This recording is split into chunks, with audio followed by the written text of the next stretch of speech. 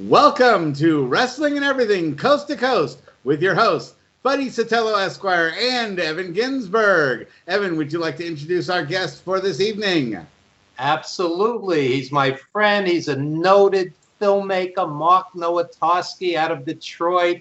He's done distinguished documentaries on the original Sheik, Detroit wrestling, and many, many other films. He is Mark Nowotarski. How are you, Mark? Gentlemen, hello there, and thank you for having me. Thank you for your wonderful promos for our show. Normally, our guests don't go out ahead of time and tell people to pay attention, so I really appreciate you putting in the good word for us. It's my pleasure. Anytime. Anytime. So Evan says you've been involved in Detroit wrestling pretty much as long as Detroit has had wrestling, for the most part. Pretty much. Not by no means, not at the beginning. I will say this, I have been, and I call myself a historian. However, there are many people that know a lot more than me, so I'm no brain surgeon, in that regard. But if there's something I don't know, I'll certainly try my best to find the answer. Among the people that I would look up for additional information is a gentleman which has several Facebook pages operating. His name, and Evan, I believe you know him also. His name is Mark Boujan. Mark Boujan. Mark Boujan, yes. Good guy, good man. He's a good man, and I'll tell you what, to me, one of the most knowledgeable professional wrestling individuals I know, and not only professional wrestling, but many things. Very good. So Mark, let me just throw this in. Okay. Mark Boujan is as we both said, a good guy, very supportive. He's part of a community. Mutual support for other Facebook pages. A historian. I can't rave enough about this guy. I just like him, period, as a human being. But there are many Facebook wrestling admins who are utterly insane, obsessive, and, I wouldn't spit on some of them if they were on fire. So what's the line between, being a historian and being a nerd? Beyond that, guys who have, I've seen guys, I'll tell you one particular story real quick. What's his name? Robin Williams. Robin Williams dies, and everybody felt terrible. The poor guy hung himself. Okay, so the wrestling fans are all saying, this is terrible. I can't believe it. I grew up with this guy. And there were wrestling admins admonishing them. This has nothing to do with the wrestling. What's the line between, being passionate and just being obsessive? Well, a very interesting question. And I'll give you at least my view. I have attended many of the bouts. I attended many of the big-time wrestling bouts and whatnot at Cobo Arena, at Olympia Stadium when they were existing. So at least I can give you a first-hand experience. Also, sadly, age is creeping up, and I'm not 100%. I'm not going to kid you. Which one of us is after 2020? Well. Yeah. You'd be surprised who can come up with stories. That may be a subject we'll discuss as the program goes on. You look great for 97. Don't worry. Well, thank you. I did. It was a great decision not to darken my beard, but it's like who am I kidding? But earlier this year, though, I broke my shoulder, so that's something you weren't privy to, but I've already had a 2020 that goes in my own record books. Is not so fun to deal with. So I'll tell you. Well, go ahead, please. But no, getting back to the subject of what where's the line between someone. One of the things that Evan and I are both in agreement for is that there's a place in wrestling history for understanding that Bruno Sammartino held the belt for 9 years pretty much straight, and that he was a wrestling icon. And it's another thing to say on Tuesday, on November 12th, in 1987, Bugsy McGraw had, beat Ivan Putski with a flying head scissors, in 3 minutes and 24 seconds, that kind of thing. And where is the line between like importance of wrestling history and not getting wrapped up in the minutia that a lot of nerds get into that both drive both me and Evan crazy? Well, and I'll be honest with you, also drives me crazy too. There's somebody, people have to have a fairly academic, at least in my opinion, knowledge of what's going on. If I ask somebody something, using Bruno Sammartino, 10 different people will tell you 10 different things. It's a matter up to you to distinguish the excrement from the shinola. If you get somebody that constantly, Bruno Sammartino this, Bruno Sammartino that, oh, he didn't do that. It's just rambling on and on and on. It just, come on, man. I started out with you. I had, somebody that has a decent grasp, somebody that doesn't get, there's nothing wrong with passion, but with anybody, I'm a passionate man. I know Evan is. I would be under the impression, buddy, that you are too. But it's not a matter of, 23 hours and 45 minutes out of the day. I mean, come on, man. Always to remember also that the word fan does come from fanatic. And sadly, as you two gentlemen know, and as I know also, there's a lot more fanatics out there than there are fans. And what I try to do, or at least as time has gone on, I just literally walk away or just shut it off and just close my ears to it. And there are some people that also, you say you would know them either on a personal or on a professional level, and they would continue to spout whatever it is, memories. And you have to draw a line. Whereas what you believe and what you know, if somebody was involved, and I'm just hypothetically speaking, if somebody was in the room of a very important gathering, and as the years go by, and you happen to be there too in that room, and when you hear somebody relaying their story, that event revolved around them, it's like, and you tell yourself, gee, I was there, I don't remember it, and my memory's not that bad. So the world does not revolve around you, the fan, who happens to be doing, this excessive storytelling. I hope that made sense the way I... Yeah, it's like the movie Rashomon, where there's a murder in the village and 10 people saw it 10 different ways, Exactly.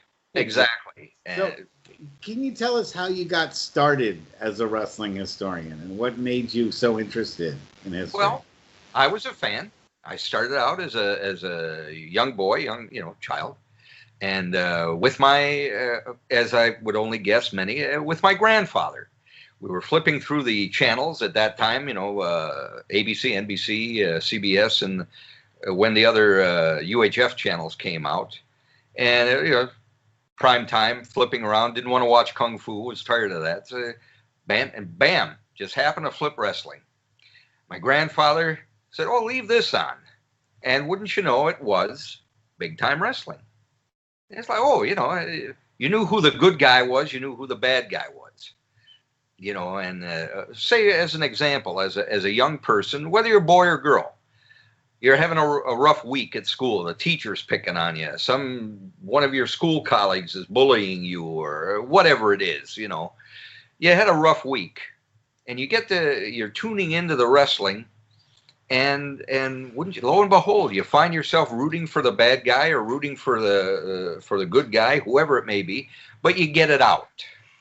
And after that television program is done, you find yourself actually concerned about some of these wrestlers or their characters, and you feel better.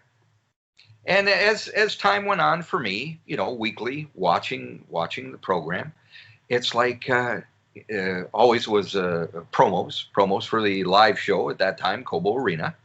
Sheik always headlining. At that time, he was the former United States heavyweight wrestling champion. But it's like, hey, Gramps, let's go.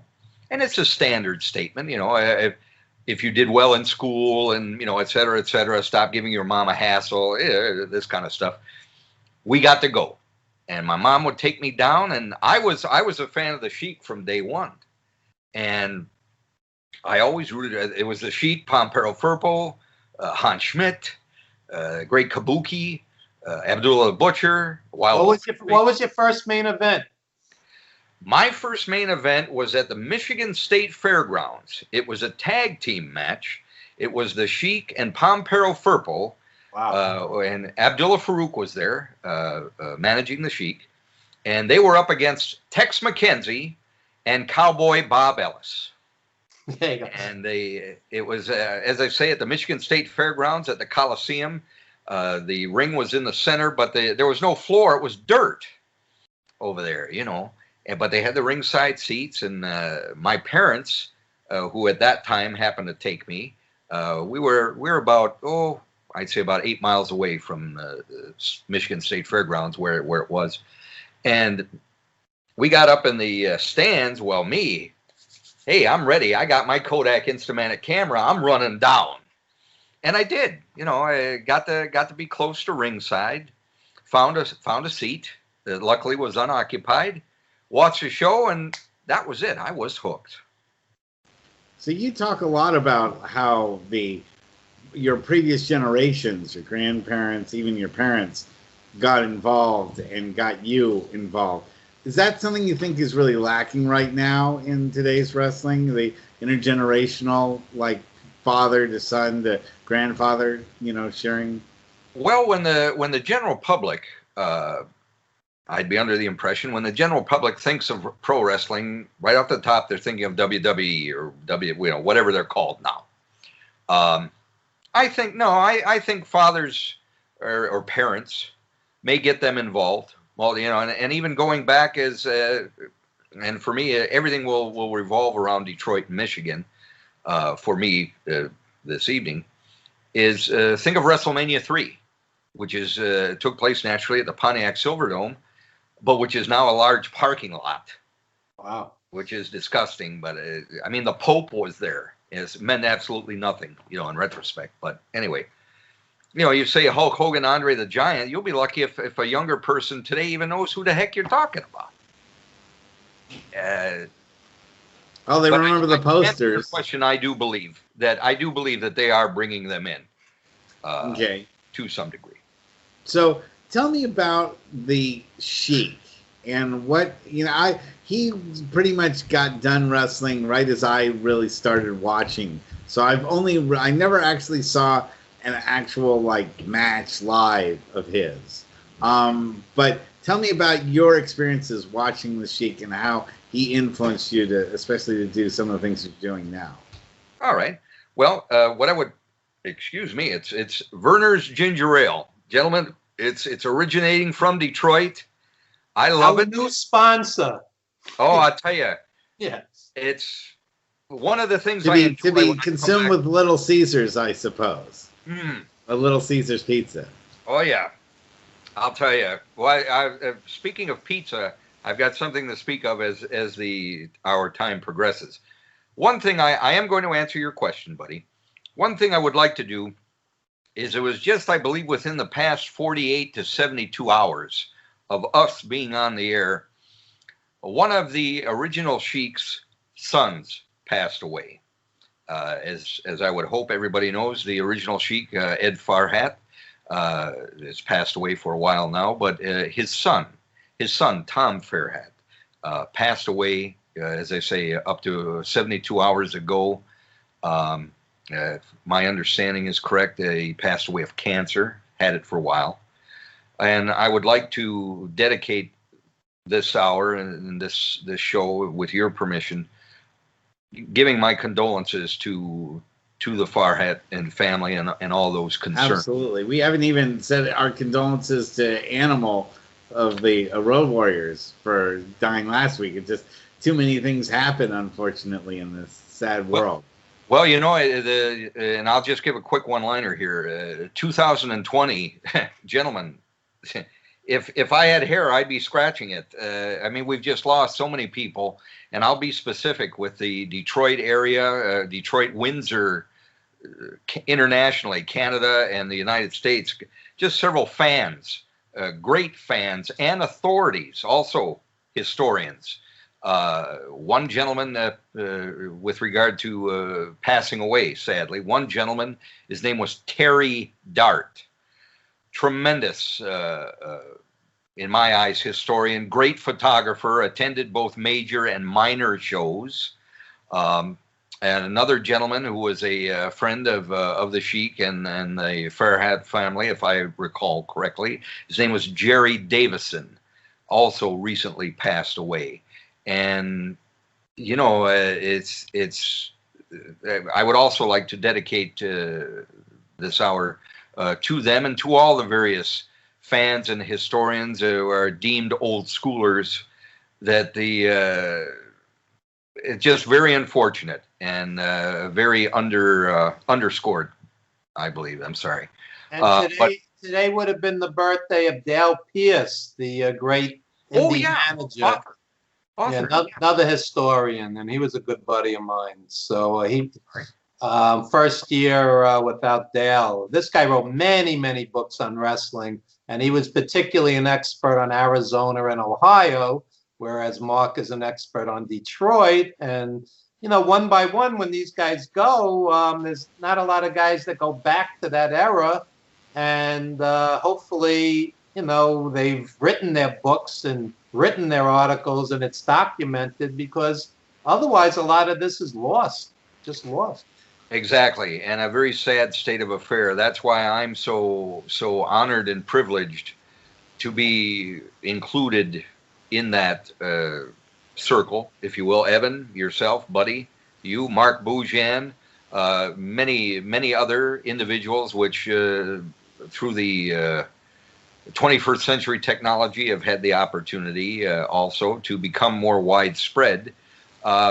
However, Buddy and Evan, just as you've mentioned, you've got those that know, and then you've got those that think they know, and they've got bigger mouths than the common. I've never been called a wrestling historian. I've just been called a mark. So, you know, yes. You're moving up in the world. Yeah, I appreciate the title, but let's go back to talking about the Sheik. Sorry about that. Yes. No. This is, you take this where you want to go, but I want to get back to the Sheik, because I did see the video, which is I Like to Hurt People. Oh yes, and that has a lot of Sheik stuff in it, and I saw that probably in about 1986, I'd say. I believe that's the approximate time it came out on video. And my jaw dropped. My jaw went right down to the floor, then went back up, then bounced back on the floor, then went back up. It's the whole idea of hardcore wrestling. So many decades before ECW did any of the stuff they were doing, he was doing it, and he was doing it when nobody else thought it was a good thing. He was really standing himself out. Why did he do that, and what were your thoughts when you saw it firsthand when you were young? Well, the Sheik, the wild man from Syria, you never knew. You knew you were not going to see a by the book bout or a match, you know, whatever your wording would be. If it was dirty, he was doing it. And then naturally, during my time, Abdullah Farouk was certainly bringing up the rear, you know, to make sure that things were okay. If it was wild, if it was crazy, if it was breaking the rules, it was the Sheik, you know. In my time, bouts would last a certain amount, you know, sadly. And just as with anybody, you know, as time progresses, you can't do the endurance, you know, it's not there. So I had the opportunity to see 30, 45-minute bouts. And Evan, if I recall, you saw the Sheik Abdullah bouts in Philadelphia. Those were considerably less time, and I'm even including the time because many of that, much of that bout, of those bouts, took place out of the ring. Oh yeah. Let me just tell you. Since you mentioned it, before I forget, let me just tell a quick story. That was Joe Goodhart's Tri-State Wrestling in Philly in the early '90s. So we're all backstage. You know, all these hardcore sheet editors and wrestling media. The Sheik walks in the dressing room, and everybody just goes like silent. He just had like this charisma, and he was kind of, you know, he just like struck fear into people. Like everybody went like mute. And later, when he came out to wrestle, he's again the audience is full of hardcore fans, knowledgeable fans, and he would like lunge towards them, and they would like go back in like utter fear. He was so in that character. It was an amazing experience. I remember it distinctly 30 years later. So in Philly, I saw the Sheik and Abdullah twice, and the Sheik and Kevin Sullivan, and they had wild brawls. And he was no kid back then, early '90s. Well, the bouts that I saw with the Sheik, as I mentioned earlier, my first one was that tag team bout. I had the privilege to see the Sheik take on Dick the Bruiser numerous times, both at Cobo Arena and also at Olympia Stadium. Absolutely wild. As a matter of fact, back when I was in high school, I covered the Sheik Dick the Bruiser bout at Olympia for my high school newspaper because I happened to be editor-in-chief. That was the buddy. I don't know if you would be aware. I'm going to guess you may have. Well, Evan, you will have heard it because of the it's covered in the Sheik documentary. Was the rock and roll versus disco?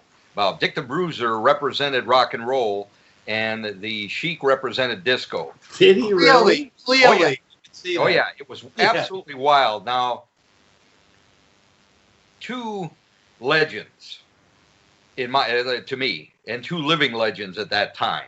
You know, when you saw the bout, whether it lasted 10 minutes or whether it lasted 30 minutes, I enjoyed it. There were some people that seemed to have been disappointed. For me, I was never disappointed because I knew what I was seeing, and enjoying it. But the fire was thrown, Dick the Bruiser was burned, and the Sheik, if I recall, was disqualified. But I'm not absolutely sure. I'm sorry, I forget.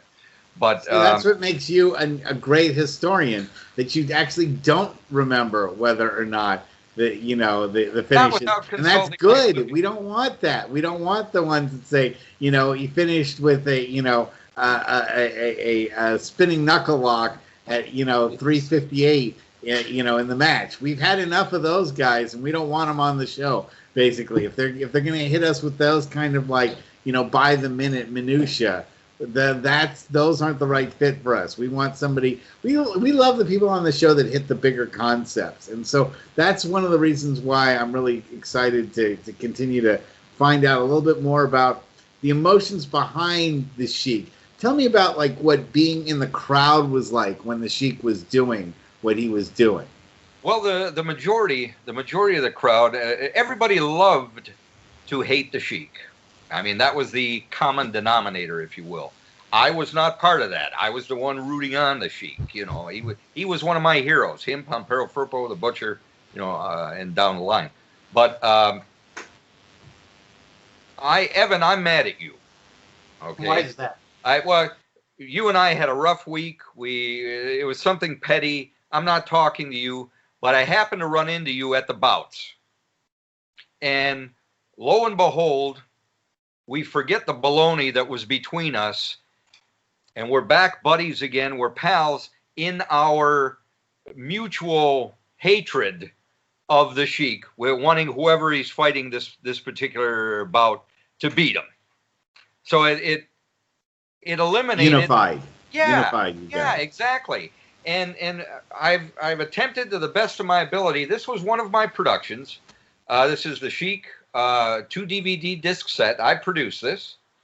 As a matter of fact, I approached several of my productions have been on PBS, on network PBS. And when I approached them for the Sheik documentary, they declined it. Not because of the production value, but because of the climate of the world at that time. Osama bin Laden was, number one on the 10 most wanted, and the atmosphere was not ideal to be showing Russia's most hated villain.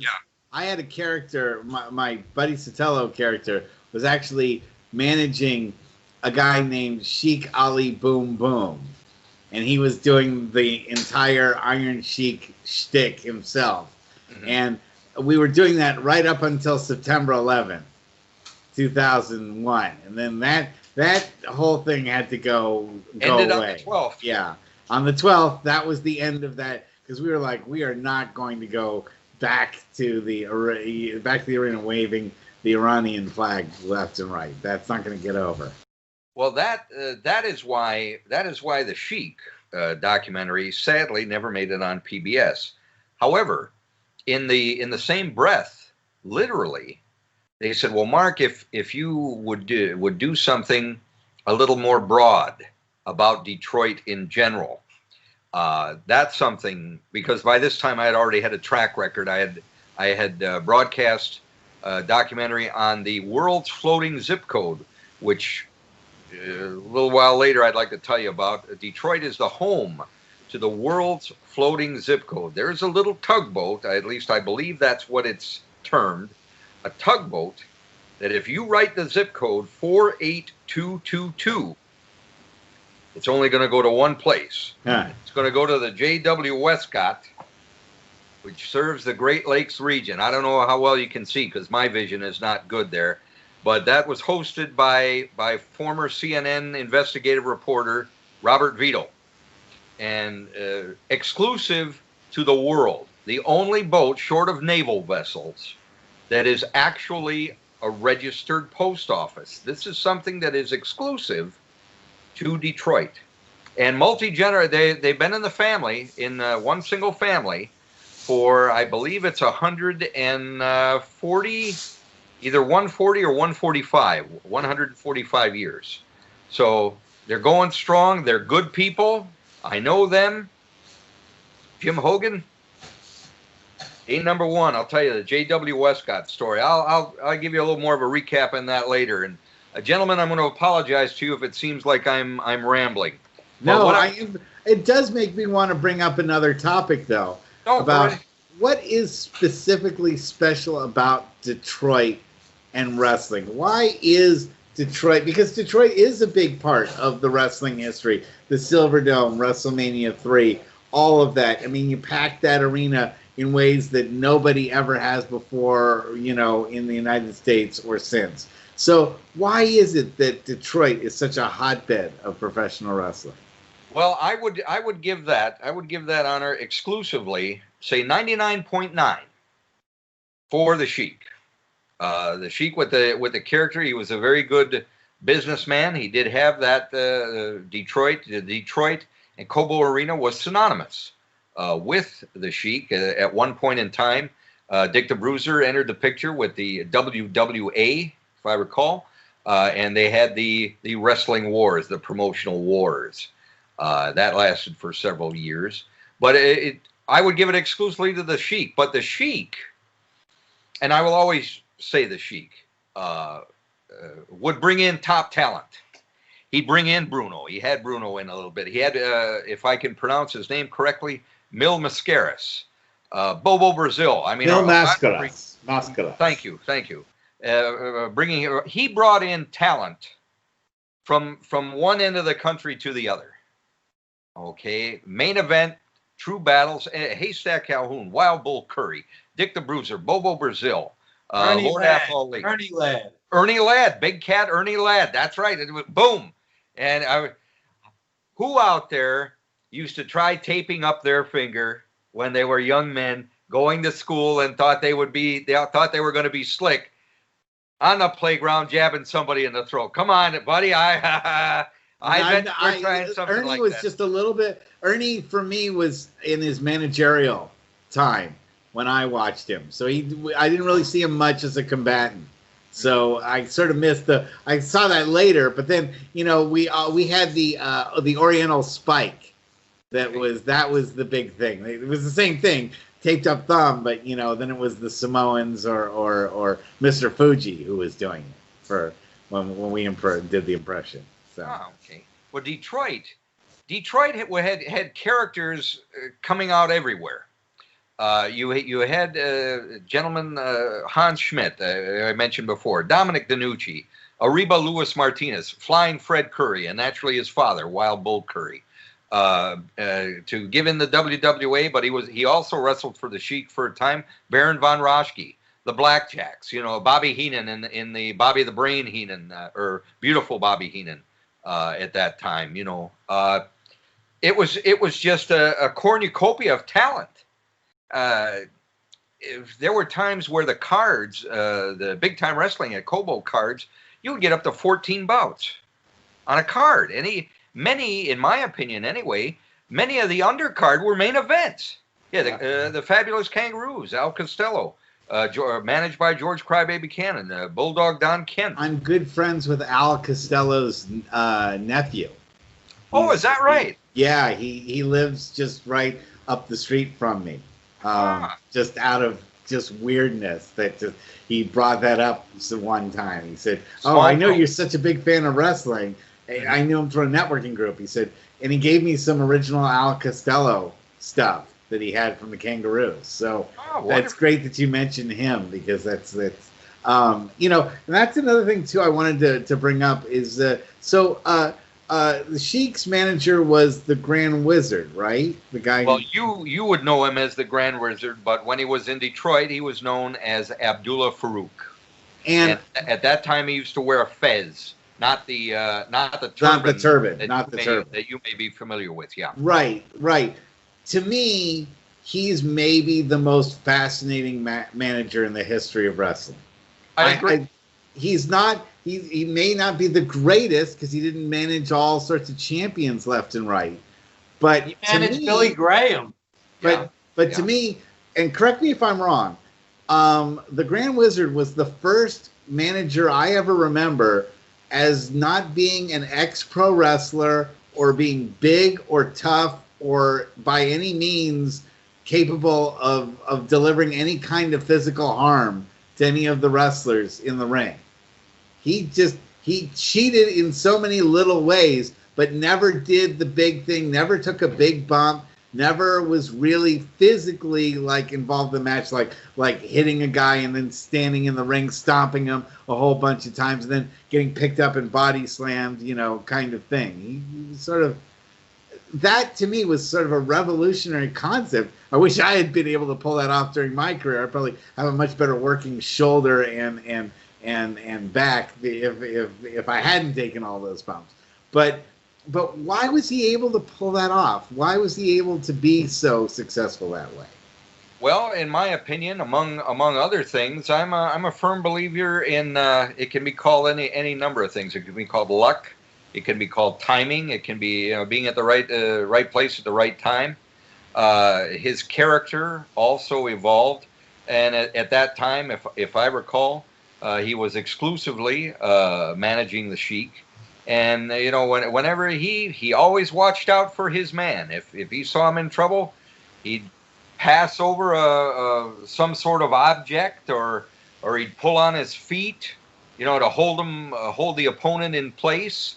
And he could be certainly also a distraction to the referee. He filled in my terminology, he filled in the gaps of things where to a certain degree there were some points where the fans hated, but again it's love hate, they hated him as much as the Sheik, and yes, it's very rare. I do see him in my opinion probably as one of, if not the greatest pro wrestling managers. I studied him so much for the creation of Buddy Sotelo, and really when everyone wanted to be more like Shane McMahon, or they wanted to be more of the spotlight type manager, someone that took a lot of bumps and everything, I was his ability to psychologically. Did you ever have a chance to talk to him much when? No, sadly, I did not, and I deeply regret that. And on my part, it was a matter of timing. The only time that I had the privilege to see the character of Abdullah Farouk in action was at that first bout that I had indicated to you at the fairgrounds tag team bout. But and you brought up something very very poignant. At least I believe it is he never took the spotlight. If he did, it would be for a brief moment, and even that was only to enhance the Sheik. So he knew, yeah, and to use that term, the psychology of being a manager, you know.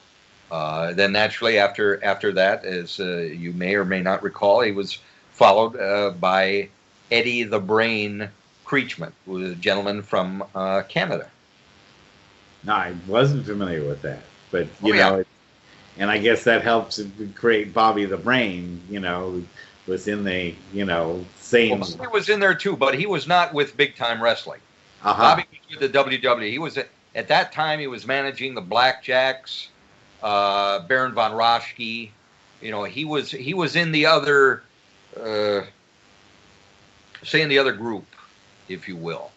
At that time. However, the two of them were very, I believe, rather well associated. You know, the Sheik and Bobby Heenan. And Mark, tell us about the Detroit movie that you made. Well, the now which bear with my ignorance. There was the J.W. Westcott, the documentary that aired on PBS, which doggone it, there it is. Sorry, hosted by Robert Vito. And then after that, then you have the Sheik. Now that was also hosted by Robert Vito. That's a 2 DVD disc set. Yeah, I'm on retainer. Well, I'll tell you. You know, I will tell you a brief story. And Evan, I have not forgotten you. So please, if I drift, bring me back. I'm a founding member of Cable News Network's Detroit Bureau. Okay, and that was just after my beginnings in broadcasting. Back when there was no CNN bureau, I was involved in broadcasting, radio, and television. CNN, Cable News Network in Atlanta, had just opened. And Robert Vito, who was investigative reporter for the NBC affiliate WWJ Channel 4, was looking around, you know, for other things. And he wanted to produce a documentary on Detroit. Detroit Fights Back. At this time, the American automakers were just taking an absolute beating in quality by Japan. It got to a certain point where collectively the big three at that time took a deep breath and said, "That's it. We're not taking it anymore." And wouldn't you know, the name of the documentary that Vito did was called Detroit Fights Back. Vito hired me for that Detroit Fights Back, which I happen to have on my YouTube page, which is MARKNOWO. It's called Detroit Fights Back. It's from 1982, and it was hosted by Pulitzer Prize winning journalist Peter Arnett. Okay, if that name rings any bells. It does. Now, that was Vito's introduction to CNN. He hired me back in 1982. Well, wouldn't you know, decades later, and we stayed close, but decades later, I asked him if he would be kind enough to host my programs. So I asked him to do that, and after decades, he was kind enough to do that for me. But and thank you, gentlemen, for letting me indulge. To stay friends with people. He's a good man. He, very talented man. He discovered sickle cell anemia. He broke that story. Wow. That was back, if I recall, that was back in the late 60s. And I believe that may have been in Milwaukee. I don't believe that was in Detroit.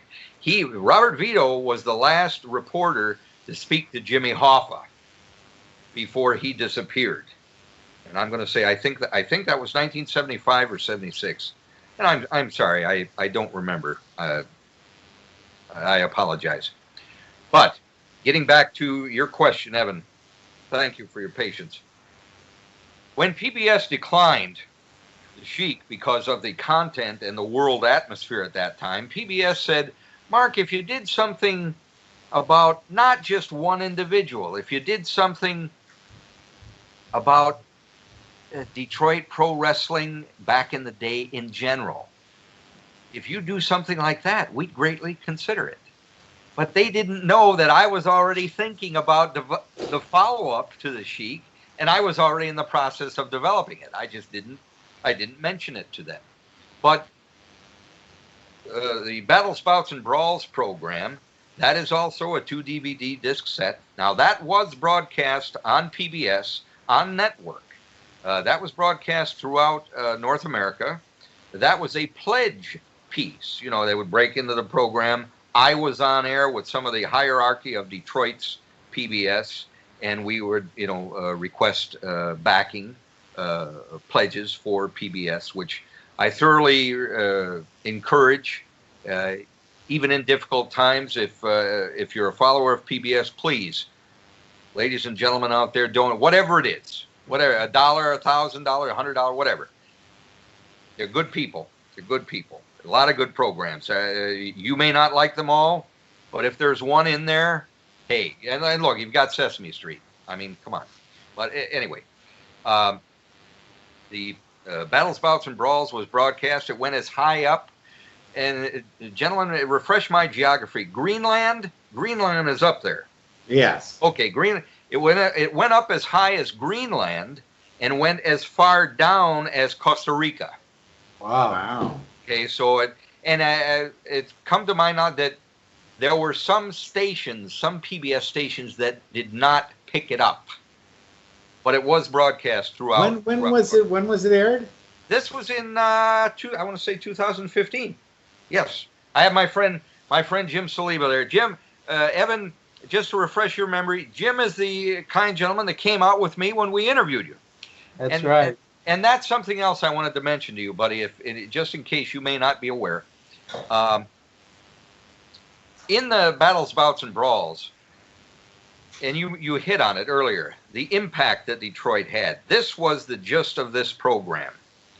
The impact that Detroit wrestling had in Detroit, in the Midwest, from coast to coast, and the world. And that was due, once again, primarily because of the Sheik, because anybody that was anybody during those times of the 60s and 70s, somehow, some way, he got a hold of them. They were passing through, and wouldn't you know, if they weren't in the main event, they were in that card. Evan, as you know, Fred Blassie was in Detroit, although I do not recall if he was in the main event. Now, Mark Boujan may know that. Jay Strongbow, Jimmy Valiant. Chief Jay Strongbow, the Valiant, that's right, the Love Brothers. Edward Carpentier, Jacques Rougeau Sr. Dewey Robertson. Yes, thank you. Missing link later. There were over 30 personalities in this program.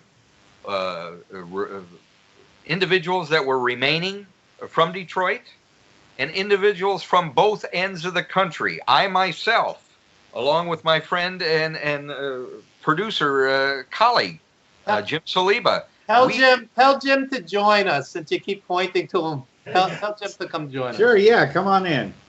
Because he's a distinguished. We've had people and their pets before. I'm just working, guys. I'm working tonight. How you doing? Thank you for joining us. You're welcome. Come on, get a little closer. We went all over the country. Evan is a part of Battles, Bouts, and Brawls. Ox Baker was part of Battles, Bouts, and Brawls from the East Coast. I'm sorry, I'm having a senile moment. I traveled to the West Coast at that time. I spoke with film director Fred Olin Ray, who also was a professional wrestler. Wow. He teamed up with Terry Funk Really? He fought Abdullah the Butcher. Okay, and Fred Olen Ray can be viewed in his beginnings as a cult film. He is the director to Hollywood Chainsaw Hookers. Yeah. Yeah, with Gunnar Henson. The original that won one. Best Picture back in '82. Oh yeah, there you go. Yeah. But and continuing on to a film called Evil Tunes. I've seen that. Things of a certain flavor. If I recall, Evil Tunes had a scream queen, if you will. I believe she was a rather Rubenesque blonde named Monique Gabriel. Wonderful woman. I had the opportunity to meet her several times, but many years ago. But however, Fred Olen Ray is still active. Okay, Fred Olen Ray directs more of a large. Hopefully not in the ring. Hopefully not in the ring. No, Hopefully not active in the ring. Not in the ring. But he produced Hatfields and McCoys, if I recall. He's also he is producing films on the Lifetime, I believe, on the Lifetime network. He does holiday type films. He probably employs my friend Pat Muldoon. It's a distinct possibility because he's on like about a third of those. Whenever they're like A Man for Christmas or something, all I want is a Man for Christmas. He's usually the guy. He's the guy from Starship Troopers. Fred Olen Ray is a good man. He, as a matter of fact, his son, Chris Olen Ray, has also become a director in his own right. And Fred Olen Ray is involved in the Battles, Bouts, and Brawls program. There was also another gentleman who, rest in peace, on the West Coast, was a wrestling authority. His name was Eric Caden. He also happened to be the owner of a retail business called Hollywood Book and Poster. He was a consultant and supplier to movie memorabilia for many motion pictures. Trying to think here, bear with me. Sadly, he passed away. And he also he was a connoisseur, if you will, of the lucha wrestling. He was also a good friend of a gentleman who was also a promoter and a wrestling participant. His name was Johnny Legend. And Johnny Legend is still colorful. Yeah. Oh yeah. Oh, that's the understatement. I have a question for both of you guys. Sure. What is the Sheik's best bout that you think? His best match? Well, to me, I would have to give two. It would be a tie, and even that I'll attempt to explain. I had the honor and privilege I was sitting in the first row for a bout with the Sheik and our friend Greg Valentine's dad, Johnny Valentine. Oh, yeah. They were in a cage match. And at this time, the gentleman that I'm sorry you're not aware of him, Eddie the Brain Creechman, was managing the Sheik at that time. But it was a wild bout. The fire was thrown in this particular bout, but also somehow the cage caught fire. Eddie Creechman, the manager, pulls out a can of lighter fluid and starts zapping the cage to enhance the flames. Now you'll see visuals of that in the Sheik documentary, in the Sheik program. Also, between that bout, the Sheik and Johnny Valentine in the cage, and also, to me, personally, I would say any bout, and I've seen, I believe, four bouts of the Sheik against Dick the Bruiser. That's what I'm saying. Those two gentlemen, I mean, you knew what you were in for, and it was absolute chaos. Now, was that bout, Mark, was that in Japan? The fire bout was in Japan, okay, yes, yeah. With Sabu and against Onita and I'm sorry, the other gentleman in the fire bout. I'm sorry, I forgot his name. It's okay. Mark, let me throw this out there. Yep. We did a film. I worked with Darren Antola on a film called 350 Days, and film. Thank you. And what I've noticed with wrestling fans is you're never going to please everybody. In spite of the fact we've had about 200 reviews on Amazon, and it's ranked very highly, but you're never going to please everybody. So my question is this: what do you say to the armchair quarterbacks who go, "You had too much of this guy in the movie, you had too little of that guy. Why was this guy even in the movie?" How do you respond to people? Because they have a movie in their head, but meanwhile, you're the guy who put in the thousands of hours, the thousands of dollars, and the endless blood, sweat, and tears to make these films. Well, yeah, indeed, you are correct. You can't please everybody, which is something that I sadly found out. And I'll give you an example. I'd like to give you a couple of examples about the Battles, Bouts, and Brawls project. There was one individual that came up to me, and I can't give you the exact words, but I'll paraphrase. Well, you missed the man that was in the third undercard bout on August the 14th, 1978. Yeah, the obsessives. Yeah, Right. And I just kind of somehow, it's been said that every once in a while I get that look on my face, and I don't have a lot of hair anymore, so it's not like I can hide it. But you know what? And I have said this both verbally and in print. The fact that you remembered that guy, that third undercard bout in 78, that served the purpose. You remembered him. I may not have, but you remembered him. That's good because he's still there with you. He's in your memories. That served the purpose. So whether this particular individual, that I'm discussing now, he may not think my program directly, well, you didn't have that guy in. It worked because you still remembered him. So now he is in the program through you because you're mentioning him. I don't know if that makes sense. It does. It's almost flipping the coin. Sadly, and Evan, I don't know if you've encountered this. There. Oh, wait a minute. I've been. My original intent was to make this entire program about Detroit, Michigan, international, and everything. But wait a minute, as we're talking. Oh, hold on. Something else. It's fall. Oh, the rats. There's a white one. Oh, wait a minute. There's a black one. You've got the rats.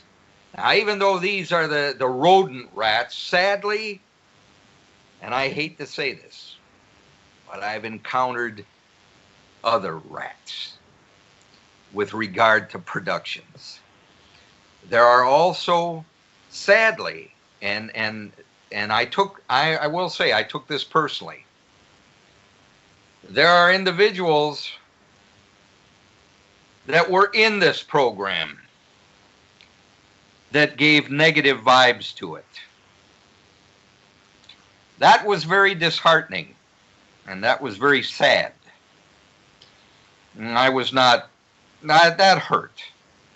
How can somebody that was part of a production knock it? Okay? I'm promoting you.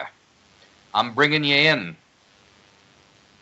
Doesn't make sense, or at least it doesn't make sense from my form of logic. Well, my suggestion to any quote-unquote armchair quarterback is, I've seen probably 10 movies on Muhammad Ali. Make a different movie with your vision of what Detroit wrestling is, or a particular wrestler or group of wrestlers, whatever the case may be. It's not that it's not limited to one director producer's vision. I mean, it's unlimited. You have 75 years of Detroit wrestling, or whatever the case may be. You can't encompass it in 2 hours or less than 2 hours. So so many different perspectives on the same event. Filmmaking is an art form. It's not a scientific venture. It's an art form, and somebody has to take the reins and be creative, and it's their vision. And your vision might be completely different from somebody else. I always tell people that if I were to take the 10 greatest artists today and have them draw a still life of a flower. They're going to have 10 different visions. They're going to be completely different. You might like 2 of them and hate 8 of them, but they're all going to be great within that artist's vision.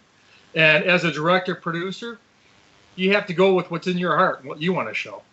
You can't really let the critics steer it, or else it doesn't become yours anymore. So I know it's difficult. And hey, yeah, go ahead and make your own film. Well, right? we're actually running out of time. I can't believe it. I know. You guys just made this hour go so quickly. I have one final question that I want to ask. I want to get in here, and that is, why is wrestling history so important? Why is it something that we take so seriously? Wrestling history is important because it had character. And believe it or not, it taught you something. It taught you morals. There was good guys, bad guys. It was a good stress reliever, as I mentioned earlier about having a bad week at school, you hem and holler. It is important. You can learn from your history. History, to me, whether it was a year ago, whether it was 2,000 years ago, had a lot more style than contemporary. One last thing, and I apologize for me being so long in the tooth. If things go well, gentlemen, I would be honored and privileged if you would be kind enough to invite me back. I want to say one thing. I'm bringing out a special edition of the Sheik documentary. This is a single edition of the Sheik for those that are not able to, for whatever reason, they do not want the 2 DVD disc set. This is a single DVD of the Sheik. It's at a discounted price. It is $20 plus shipping and handling. Okay, these are limited quantities, and there are several extras on this, and among them, for those that want to feel a broader aspect, there is this main piece of the Sheik documentary, and the extra we have photographer and manager and historian Dave Drayson, Supermouth Dave Drayson himself, is one of the extras on this DVD, and he says about his history in wrestling for approximately 20 minutes. 20 minutes, Dave Drayson and only Dave Drayson. So you have that. You have the main piece of the Sheik documentary, 1 DVD special, just for the fans that want the meat of it. And I thank you for your time. Well, but tell our fans how they can get in touch, how they can get all the information about your Sheik DVD and all of that. There are many things that are available. You can go to www.insent.net. Once again, that's insent.net. The DVDs, which I have been discussing throughout this program, are available. I'm not showing any disrespect. I'm going to be bringing out returning the Sheik DVD T-shirt. Also, the Battles, Bouts, and Brawls T-shirt. There's going to be a couple other things on there. It's coming up for the wrestling historian, for the wrestling enthusiast. Holidays are coming. Give your wife, give your boss, give your enemy, give them a gift. Stress-free. There's one other thing. The rats are not for sale. The rats are not for sale. We got to try to take care of the rats. One other thing, gentlemen, and I'll get out of your hair. I've got a piece of wrestling history gold here. This is a pennant. That's really cool. From Big Time Wrestling, which at that time, was headlined under Worldwide Sports, which was the Sheik's company. This was mine. This was mine from 1971. Is that Haystacks down there at the bottom? Yes, Haystacks, the Mighty Igor, which was another superstar, the Sheik, Tex McKenzie, Pompero Firpo, Bobo Brazil. This is available, to the best of my knowledge. There is the only one in existence. Wow. Now, you want some stress-free, you want to give yourself a gift, you want to get Evan a gift. Evan, you want to get Buddy a gift. Ladies and gentlemen, you out there, this can be yours. Okay? However, I'm not going to kid you. This is not cheap, ladies and gentlemen. This is $500. Wow. However, to the best of my knowledge, the only surviving pennant from Cobo Arena that I myself bought. Wow. Now, if there are more out there, ladies and gentlemen, bring them out. This is the It's only in great one I shape. know. It's in great shape, too. Thank you. Well, it has the photo in there, and Wow. this is quite above. Everybody else would remember just this, the printing of whatever character it would be. This is the only one I know of that actually had a photo enclosed with it. That is impressive. Would Well, make if any fans are interested, they can get a hold of you through your website.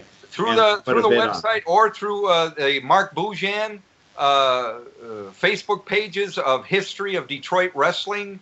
I am one of the moderators on there. Also, my Battles, Bouts, and Brawls has its own Facebook page. Put it back in the vault. And my own, Mark Nowotarski. I have, if you would like to friend me or click like on the Battles, Bouts, and Brawls. Gentlemen, I apologize to you because I haven't even begun to touch on anything we should originally be discussing. Please forgive me. It was great. You're so entertaining and so much information. Buddy, Really want to have you back. Let me just quickly throw in, my friend Brian Solomon is working on a Sheik book, and Brian's serious. Yeah. Brian Solomon, Sheik book coming out. Brian is a good man, and I'll tell you something. I stand by him. I stand by Evan and Darren. 350 days. As a matter of fact, I stood by him so much and believed in them so much, I was one of the backers of that film. Also, I Like to Hurt People, which you mentioned earlier. Brian Greenberg is going to be coming out with a few surprises. If I understand correctly, he is bringing that film back, and he's bringing back some unreleased footage, and he's bringing it out on Blu-ray. Brian Solomon, Darren, and I'm sorry I can't pronounce his last name right now, and Brian Greenberg, gentlemen, you're number one. You are preserving the history of professional wrestling, not only in Detroit, but throughout the country and the world. I give kudos to all of you. And I thank you so much. And we give kudos to you. He's a good talker. You've been a wonderful guest. We'll definitely have you on in the future, especially as you get ready to release some new stuff. And we're looking forward to it very much. I would be honored, and I thank you. By the way, next time I was going to say Independent News Service, which is my company, is available throughout the country to tell your story. But we'll leave that at that. We have a proven track record, as we've been discussing. I'm going to give you a tagline. If you want it done right, check with Independent News Service, inscmt.net. And with that, we'll sign off for this week. Thank you so much. We'll see everyone next week. Good night. Thank you, gentlemen. Thank you. Thanks, James. Thanks, Mark. Yeah.